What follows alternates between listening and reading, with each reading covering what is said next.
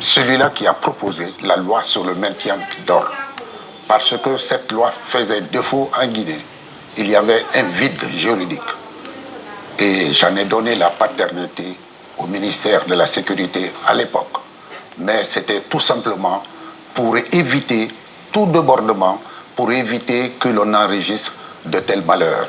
Et c'est dommage. Mais ces manifestations qui se repartent souvent en Guinée, alors qu'est-ce qui alimente ces tensions politiques? On le sait, qui sont devenues vraiment récurrentes dans le pays.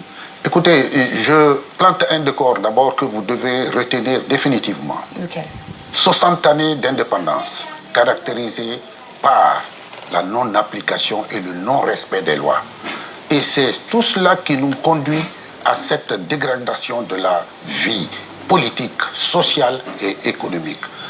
Et vous voyez bien, si les lois et règlements étaient respectés, on ne donnerait pas, on ne ferait pas place nette à un dialogue ou à une compromission. C'est pour cela que vous avez démissionné du gouvernement? Une compromission, si les lois et règlements étaient respectés, on ne céderait pas la place à une compromission qui nous conduirait à cette impasse.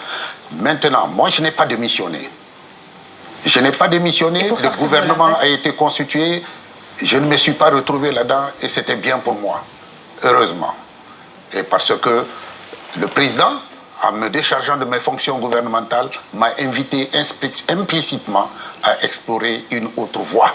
Et cette voie, est-ce que vous vous présentez en 2020? Et cette voie, c'est la voie du RGD, Rassemblement Guinéen pour le Développement, qui m'a donné la chance d'assurer son leadership et d'être président, d'être candidat à l'élection présidentielle de 2020. Il plaît à Dieu. Si jamais le président Alpha Condé réussit à changer la constitution par référendum, vous vous présenterez contre lui? Il ne devrait pas tenter de réussir. Il devrait être le gardien de la constitution. Celui-là qui s'est battu pendant 40 ans pour les libertés publiques. Il ne doit pas aller à un quelconque changement de la Constitution, à plus forte raison, réviser la Constitution. L'article 27 de la Constitution, l'article 154 de la Constitution interdit systématiquement et de façon vigoureuse toute révision. Et le changement de la dernière minute doit reposer sur un motif suffisant. Mais ce n'est pas à la fin de mandat qu'un président de la République devra invoquer un motif lui permettant de changer la Constitution.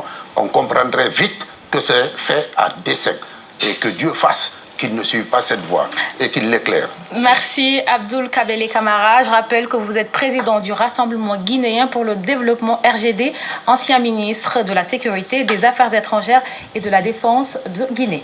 Merci beaucoup, madame. Ce journal a été réalisé par l'ensemble